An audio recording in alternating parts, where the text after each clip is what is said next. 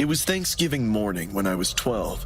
As our family tradition had it, my dad and I had claimed our usual spot on Main Street for the parade.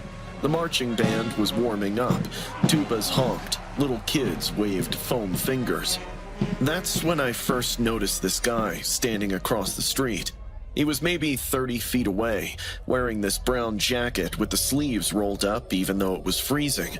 His forearms were covered in burn scars that were lined up, like someone had pressed hot coins into his skin one by one. Still, that wasn't even the worst part. It was the intensity in his eyes, and he was staring directly at me. That weird guy over there is staring at me. I grabbed my dad's arm. Dad looked up from his phone. What guy? I pointed across the street, but he had vanished into the crowd. He was right there. Dad shrugged. It's parade day, sweetie. Lots of weird people out today. I scanned the crowd again, but couldn't find him.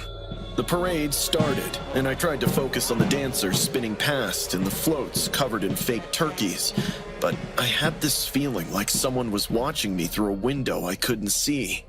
Just then, Dad's phone rang.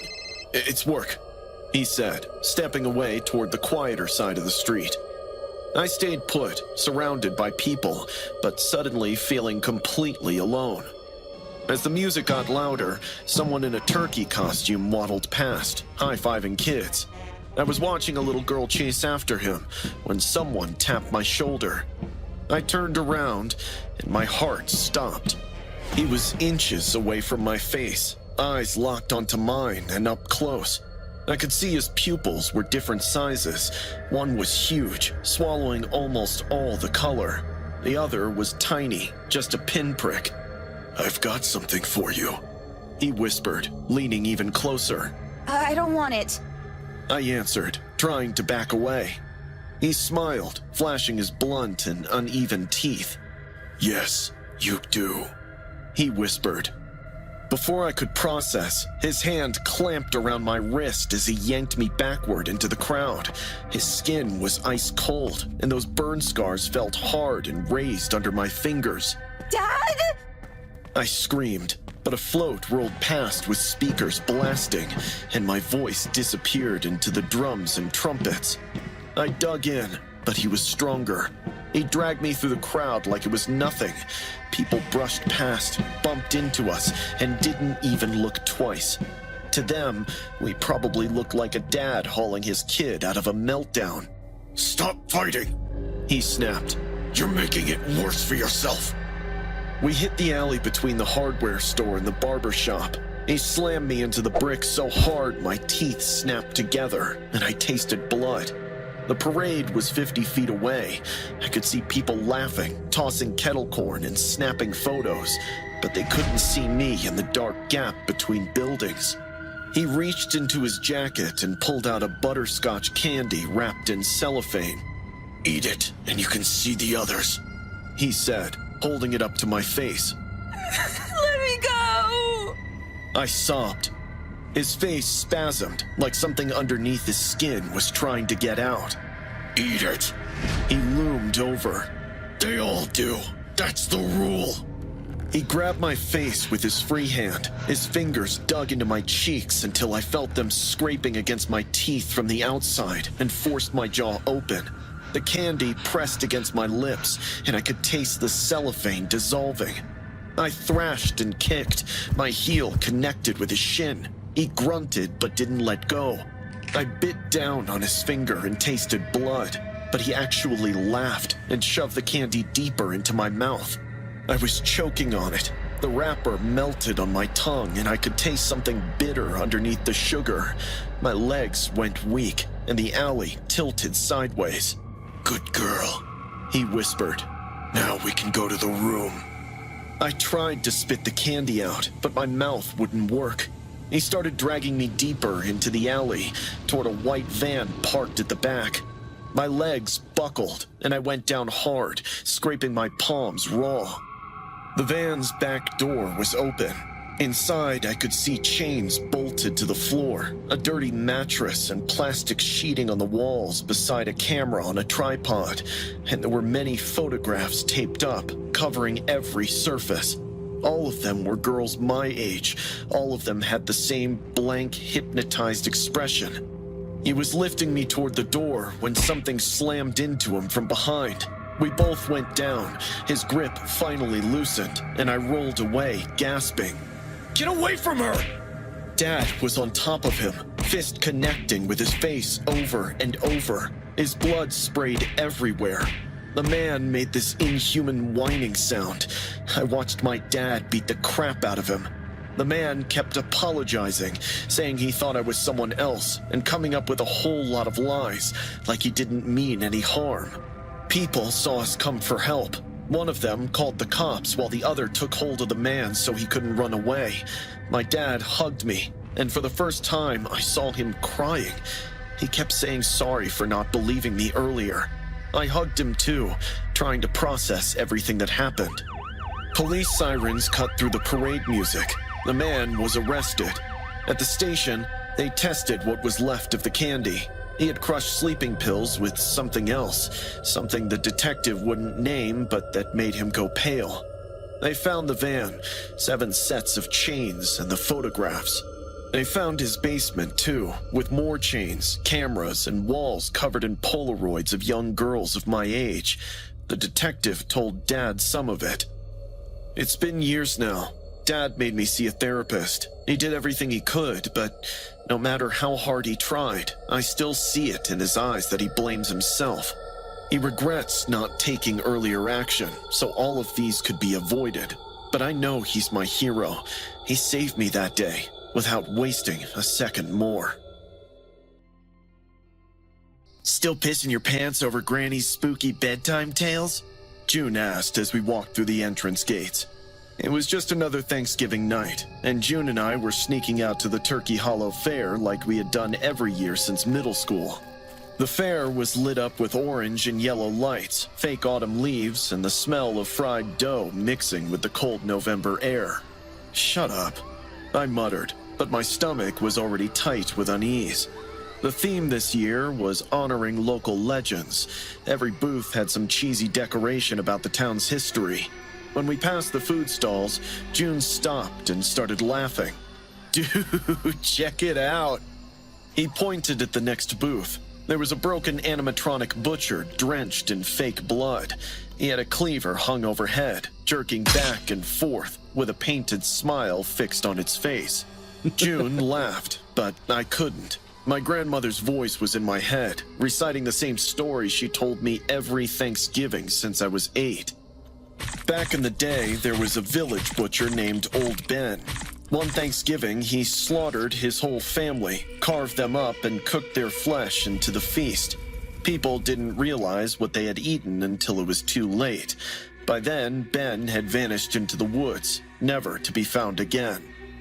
June grabbed a stick of turkey jerky from the booth. "Want some of Old Ben's special recipe?" "You're disgusting." We wandered around for another hour, hitting the rides and wasting money on rigged carnival games. By midnight, most families had cleared out, except for the teenagers and drunk adults stumbling. "Want to check out the woods?" "What? Why?" "Come on, don't be boring. I want to see if Old Ben's actually out there." The woods started about 50 yards past the last booth. The fair lights didn't reach that far. The second we crossed the tree line, it felt like stepping into a cave.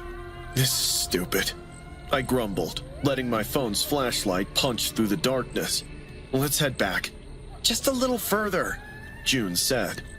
All I could hear were the crickets, dry leaves, and our boots crunching on twigs. As we rounded the oak tree, a whistling crept into the ears. It was faint, off-key, and sounded like a ghost was trying to recall a forgotten lullaby. "Heard that?" I whispered. June stopped, scanning the trees. We waited for a couple of seconds, waiting for something to happen. When it didn't, we resumed walking. We'd barely taken a couple of steps when the whistling resumed, getting louder by the minute. "Dude, that's enough. Let's head back." I gulped. June agreed. We turned around and nearly shit our pants. A man was standing beside the thickest oak tree about 20 feet ahead. His face was unnaturally pale, almost gray in the moonlight. His clothes were dark and soaked with fresh blood that was dripping on the ground. His right hand clutched a butcher's knife, and on his left, he dragged a human leg, severed clean at the thigh, still slick with blood. Flesh showed where the skin had torn and mingled with the dirt, leaving a dark, wet trail behind him. The moment his eyes met ours, we screamed and bolted, never once looking over my shoulder, even though I couldn't see anything ahead. My phone was lost somewhere, and I kept crashing through branches, tripping over roots. The woods seemed endless. Trees loomed out of nowhere, brambles tearing at our clothes and skin. I could hear his quick footsteps behind.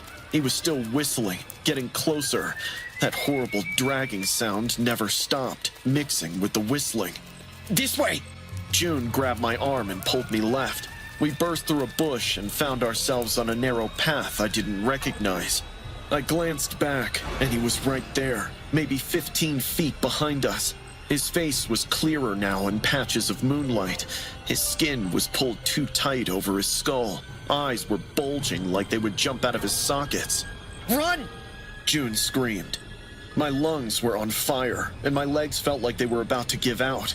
June was faster, pulling ahead. For a horrible second, I thought he was going to leave me.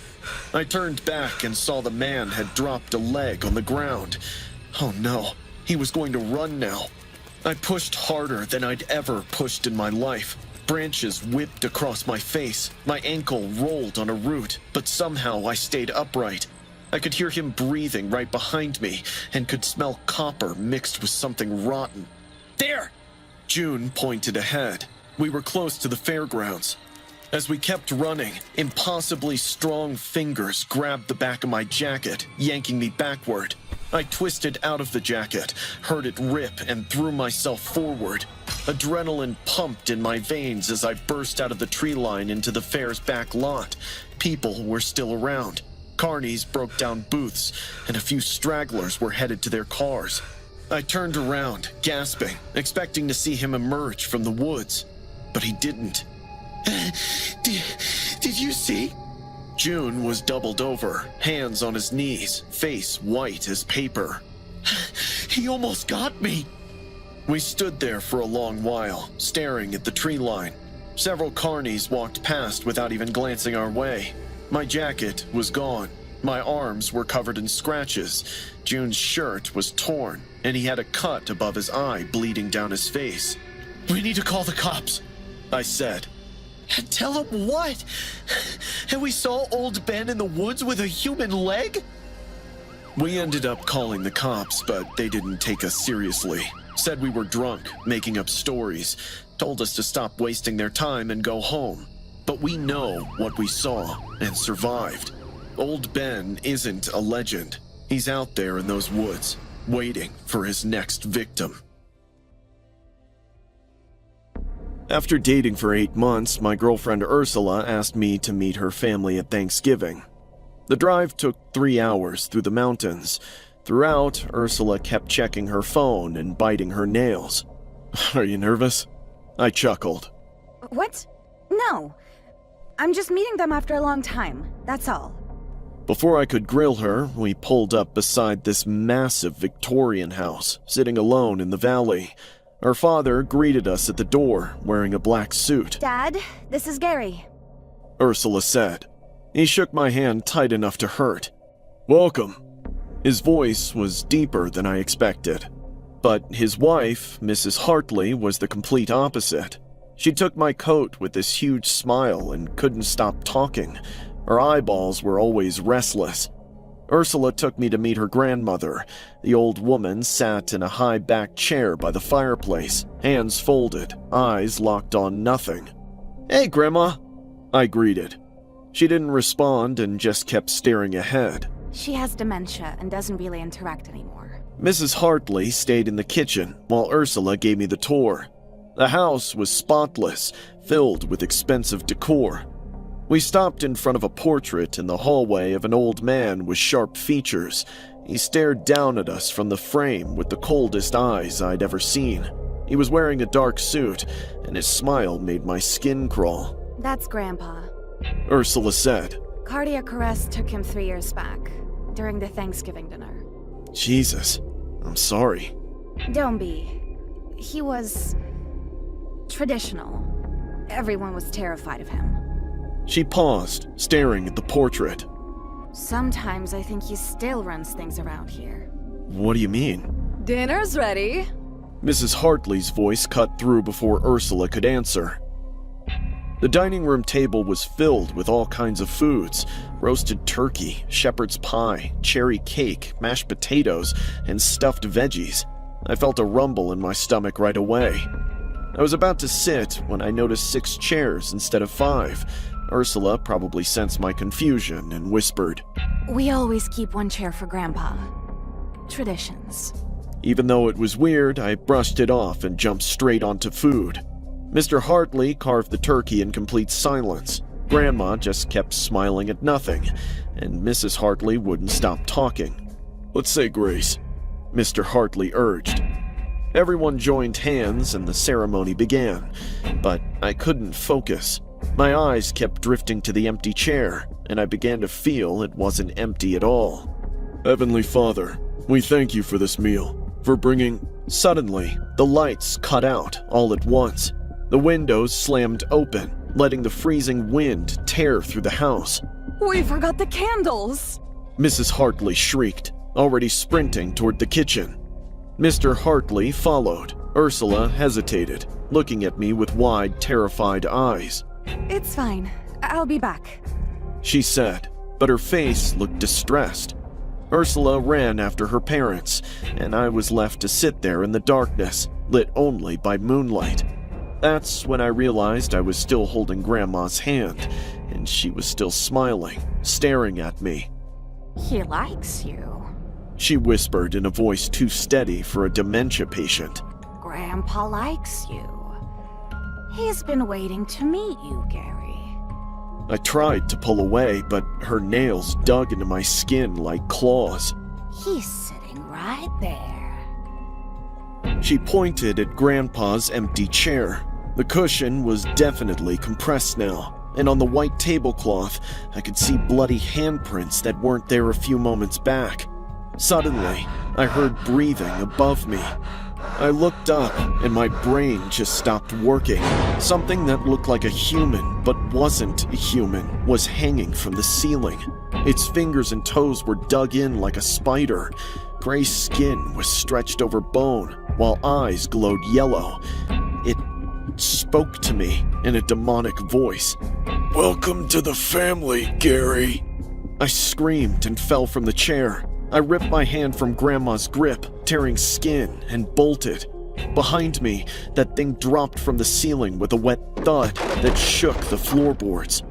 I ran straight to the front door and fumbled with the lock. My hands were shaking so bad I could barely grip it. I looked behind and saw a corpse-like figure standing on all fours just a few inches away from me. It is smiling and drooling. The moment the lock turned, I threw myself out into the freezing night. I was halfway across the gravel driveway when I heard Ursula calling me back. Grandpa likes you, Gary. He won't hurt you. Come back. I threw myself into the driver's seat and slammed the door. Suddenly, Mr. Hartley came running to my car. "You're offending him! We can't let you leave!" "Yeah, I would rather not be a part of this freak show. I'm leaving." He lunged on my hood and started punching the windshield. His face was filled with anger and desperation. He was punching so hard that at one point the glass shattered from one corner. I somehow managed to start the engine, slammed it into reverse, and floored it. Ursula's father flung to the side as gravel sprayed everywhere. In the rearview mirror, I saw him and Ursula standing in the driveway, watching me leave with disappointed faces. Ursula tried reaching out many times, dropping texts and sending emails, but I blocked her number. She showed up at my apartment too, but I wouldn't open the door. Gary, please. I need to explain. I threatened to call the cops and press charges. She gave up but left one long message about how sorry she was, how she just wanted me to meet him because Grandpa still runs the family. I deleted it. Until today, I spend Thanksgiving alone. I haven't been able to date anyone because I'm scared to trust. Every Thanksgiving night, I sleep with lights on because I'm terrified I will see that horrifying figure latched onto the ceiling, breathing above my head.